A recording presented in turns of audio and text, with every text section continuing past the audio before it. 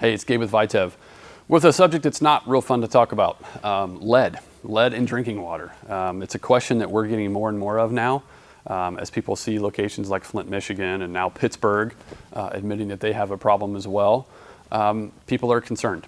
And one of the challenges with the lead is that you can't see it, you can't taste it, you can't smell it. You know, it's not like chlorine or sediment in your water that you can taste or that you can obviously see is there. So oftentimes you don't know if it's a problem or not. You're relying on somebody else doing their job like they're supposed to and trusting that that's taking place so that your family's safe. And that's one of the issues that we're seeing now in Pittsburgh is that people didn't know, right? They just assumed everything was fine. Come to find out maybe months or years later that no, it hasn't been fine for a long time. So lead is one of those things that's causing people to say, well, I need to be a little bit more proactive because they're not doing their job. So we want to help give a little bit of peace through this, maybe some greater understanding of the contributing factors that are resulting in these situations so that you can then determine if the same thing applies to you. And then if it does, well, what can you do about it? Because there's a wide range of solutions available. Lead is not a difficult thing to get out of the water. You can remove it. It's not that big of a deal, but there's several options available for you. So we want to give you some kind of pros and cons on what those are, and you can figure out the best fit is then for you, or even if you need a fit. So that's what we're going to talk about today. Why is this a problem that we have now? You know, why is it much more prevalent now? And then what can you do about it? All right, so why has this become such a big deal in the last, 12 to 18 months maybe 2 years tops? Because before that time, problems with water were essentially some sort of like industrial accident where chemicals were dumped into a water supply, or maybe a treatment plant was failing something and they put a boil advisory out until they could get that plant fixed or the additive replaced or whatever, right?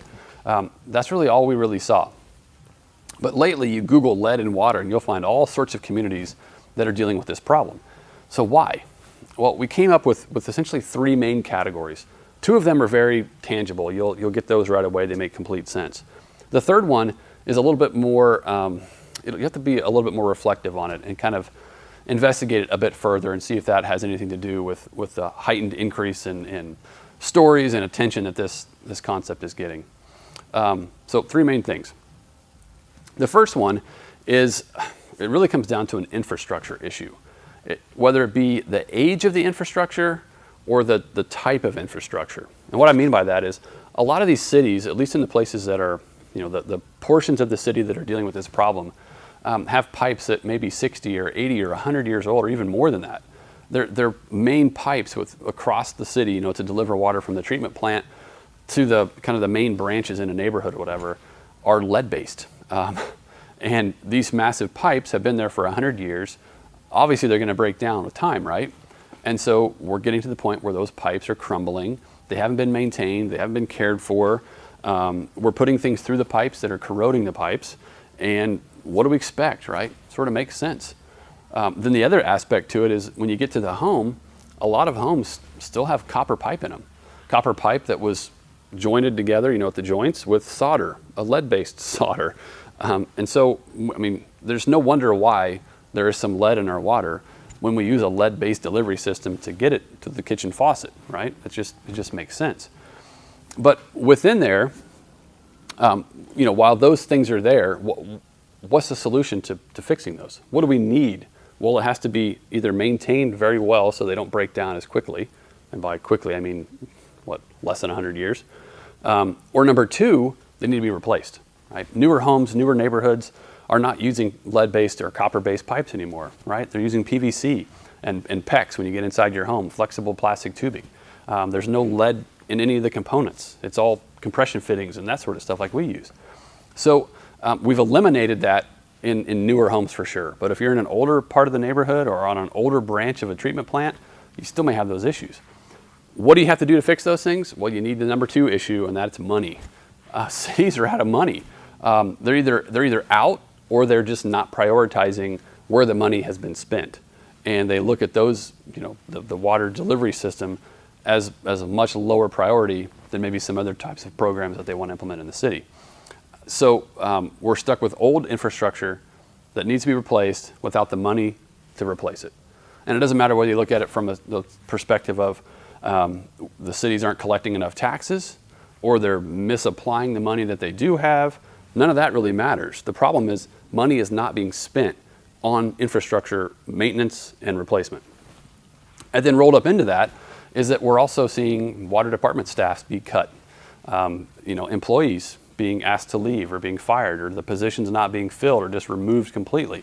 And then you think about it, well, those are the folks that are dealing with the water quality. They're doing the testing. They're sort of watching over it day to day. If they're not there, who's doing it, right? So there's another aspect of money to that one. And then the third aspect is a lot of cities have a low pH. They have their source water is a very acidic pH. Acidic pH will break down a pipe. It'll just gradually corrode it, right? Acid on metal, it corrodes it. The more acidic it is, the faster it breaks down. And so the way to mitigate that is by putting additives into the water. That's one of the things that happens at the water treatment plant. Yes, it's filtered, but other things are then added to the water as well to take care of flavors or in this case, pH. And so you put things in it like lye. That was pretty common back in the day. Or there's a soda ash that's used right now. There's a caustic acid that's used right now, or caustic soda that's used right now. And what we've seen is sort of a progression of going to cheaper materials, cheaper additives, because we have to cut costs. And then those additives that are cheaper don't work as well as the old things did. And therefore the water that's coming through those pipes is not able to maintain a pH level that is less corrosive to the pipes. We're getting a more corrosive water going through these pipes that are already old and ready to break down. We're just speeding up that process. So we have old infrastructure, we have infrastructure that's not been maintained, we have people that no longer maintain it because we've gotten rid of those people, and we're going with cheaper ingredients, right? Those two things with some subcategories below are the big players in this. But that doesn't answer why is it becoming more of a popular story right now. And that's the third issue.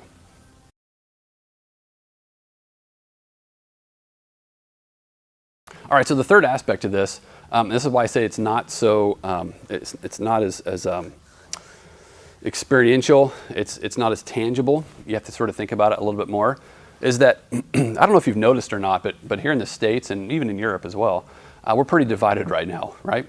We typically don't trust institutions like we used to, especially if they're on the opposite side of us politically. You have even less trust there. In many cases, we think they're doing harm to us. And so it's not even just giving them the benefit of the doubt. It's you think they're up to no good. We're at a very fearful time right now. Things are very unsettled.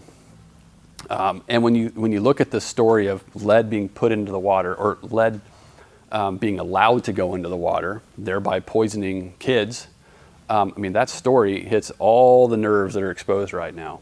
And so we don't think it's so much a new problem because, honestly, this stuff has been in our water for a long, long time.